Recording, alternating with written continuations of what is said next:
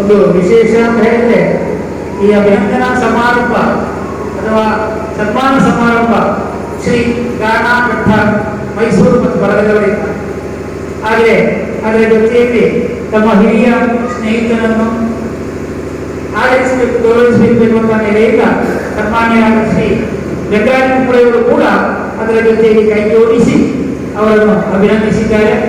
ಇಬ್ಬರಿ ವೆಂಕಟರಾಮಪುರವರು ಕೂಡ ಅದಕ್ಕೆ ಕೈ ಜೋಡಿಸಿದ್ದಾರೆ. ಇವರೆಲ್ಲರಿಗೂ ಕೂಡ ನಮ್ಮ ಈ ಸಂಸ್ಥೆಯ ಪರವಾಗಿ, ಅವರ ವ್ಯಕ್ತಿ ಪರವಾಗಿ ಈ ಸಂದರ್ಭದಲ್ಲಿ ವಂದನೆಗಳನ್ನು ಸಲ್ಲಿಸಿದ ಸನ್ಮಾನವನ್ನು ಸ್ವೀಕರಿಸಿದಂತಹ ಸನ್ಮಾನ್ಯ ಶ್ರೀ ಡಾಕ್ಟರ್ ರಮಾನಂದ ಬನಾಡಿ ಅವರು ತಮ್ಮ ಮನದ ಮಾತುಗಳನ್ನು ಮಾಡಬೇಕು ಅಂತ ಹೇಳಿ ಕೇಳಿಕೊಳ್ತಾರೆ. ಸಂಸ್ಕೃತಿ ಅಂತ ಕರೆಯಲ್ಪಟ್ಟರೆ ಒಬ್ಬ ವ್ಯಕ್ತಿ ಅನೇಕ ಗ್ರಂಥಗಳನ್ನು ಓದಿದ ಮಾತ್ರದಿಂದ ಅವರು ಸಂಸ್ಕೃತಿವಂತ ಅನ್ನಿಸಿಕೊಳ್ಳುವುದಿಲ್ಲ. ವ್ಯಾಕರಣ ನಿಘಂಟುಗಳನ್ನು ಪ್ರವಚನಬದ್ಧ ಮಾಡಿಕೊಂಡ ಮಾತ್ರಕ್ಕೆ ಅವರು ಸಂಸ್ಕೃತಿವಂತ ಅಂತ ಅನ್ನಿಸಿಕೊಳ್ಳುವುದಿಲ್ಲ. ಒಬ್ಬರು ಮಾತನಾಡುವಾಗ ಉಪಕಥೆಯನ್ನು ಹೇಳುತ್ತರೋ, ಗಾದೆ ಮಾತುಗಳನ್ನು ಹೇಳುತ್ತರೋ, ಕಾವ್ಯ ಗಮನಗಳನ್ನು ರಚಿಸುತ್ತರೋ, ಒಬ್ಬನನ್ನು ಗೊಂಗುಪಡಿಸುವುದು ಕೂಡ ಸಂಸ್ಕೃತಿ ಅಂತ ಅನ್ನಿಸಿಕೊಳ್ಳುವುದಿಲ್ಲ. ಹಾಗಾದರೆ ಸಂಸ್ಕೃತಿ ಎಂದರೆ ಏನು?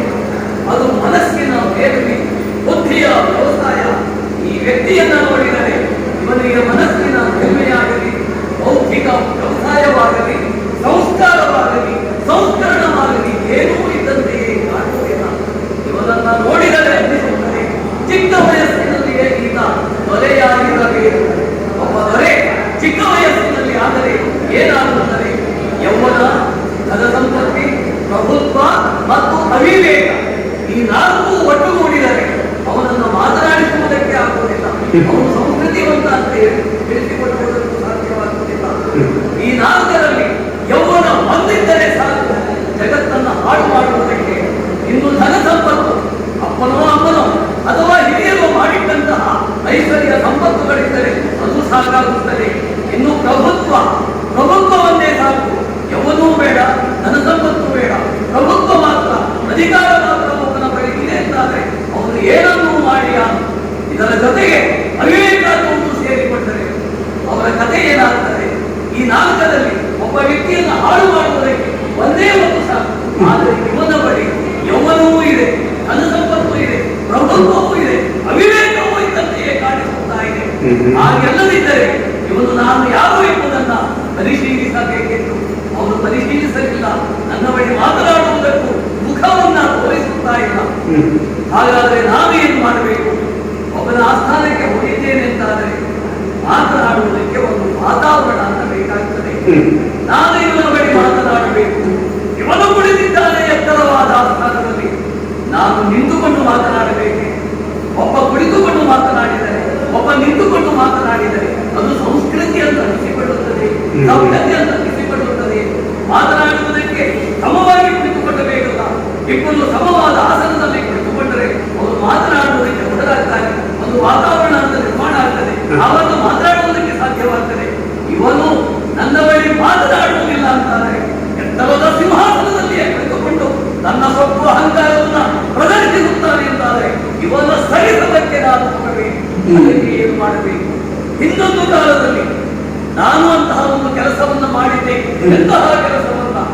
ಇಂತಹದ್ದೇ ಒಬ್ಬ ವ್ಯಕ್ತಿ ನನ್ನ ಬಳಿಗೆ ಸಿಕ್ಕಿದ್ದ, ನನ್ನ ಮಾತನಾಡಿಸದಿದ್ದಾಗ ಆಗ ಅಂದು ನಾನು ಯಾವ ಕ್ರಮವನ್ನು ತೆಗೆದುಕೊಂಡಿದ್ದು ಅದೇ ಕ್ರಮವನ್ನ ಇನ್ನೂ ಕೂಡ ತೆಗೆದುಕೊಳ್ತೇನೆ. ಏನೂ ಇಲ್ಲ, ನನ್ನ ಪಾದವನ್ನ ಸುರುಳಿಯಾಗಿ ಅದು ಒಂದರ ಮೇಲೆ ಒಂದು ಪವಡಿಸುವಂತೆ ಮಾಡಿ ಅದೇ ಒಂದು ಆಸನವಾಗಿ, ಅದೇ ಒಂದು ಪಾದಾಸನವಾಗಿ ನಿರ್ಮಾಣ ಹೊಂದಿತು ಅಂತಾದರೆ ಅದರ ಮೇಲೆ ನಾನು ಕುಳಿತುಕೊಂಡೆ ಎಂದಾದರೆ ಈತ ಮಾತನಾಡುವುದಕ್ಕೆ ಬಂದ. ಅದಕ್ಕಾಗಿ ತಡ ಮಾಡುವುದಲ್ಲ, ಇದೋ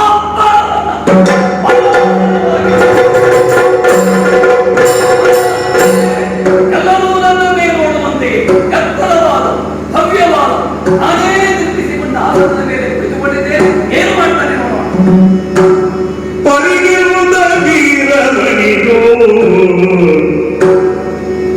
ವನಚರನೆ ಬರಬೇನು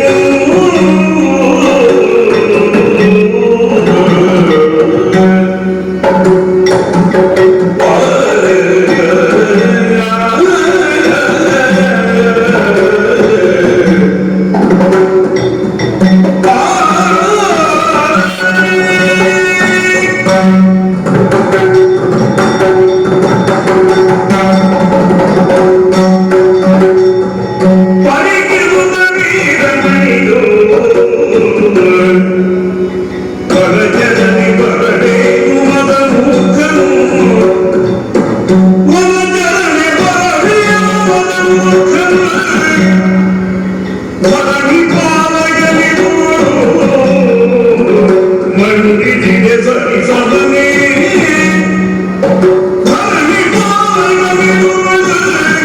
ಮಂಡಿಗೆ ಸರಿ ಸದನೆ ವಿಕ್ರಮರು ಕರಿಗೆ ತೊಂದ ವೀರವನಿಯು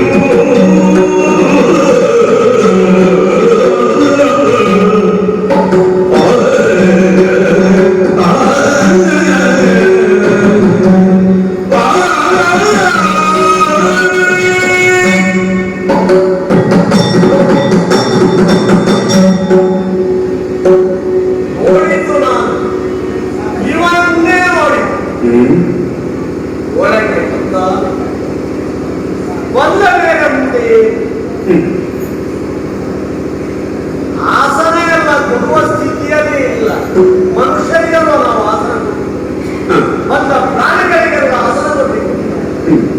ಹಾಗಾಗಿ ಆಸನ ಬಂದ ಮೇಲೆ ಏನು ಮಾಡುತ್ತದೆ ಈ ಪ್ರಾಣಿ ಅಂತ ನೋಡಬೇಕು. ಸುರುಳಿ ಹಾಕಿ ಬಾಲವನ್ನು ಅದರ ಮೇಲೆ ಕುಳಿತುಕೊಂಡಿದ್ದೀವಿ. ಬಾಲ ಮಡಚಿದ್ದರು, ಇನ್ನು ಬಾಲ ಬಿಚ್ಚಲಾಗಿ ಮಾಡಿದ್ದಾರೆ. ಹಾಗೆ ಆಸ್ಥಾನ ನಮ್ಮ ಹೆಚ್ಚು ಹೋಗಲಿಕ್ಕೆ ನಾನು ಬಿಡಲಿಕ್ಕಿಲ್ಲ. ಮತ್ತೆ ಮಂಗನು ಅಂತ ಹೇಳಲಿಕ್ಕೆ ಉಂಟು, ಮಂಗನು ಅಂತ ಹೇಳಲಿಕ್ಕೆ ಉಂಟು. ಯೋಗ್ಯತೆ ನೋಡಿಕೊಂಡು ಆಯಾ ಕಾರಣದಲ್ಲಿ ಬೇಕಾದಾಗ ಮಂಗ ಬಂತು ಅಂತ ಹೇಳಿ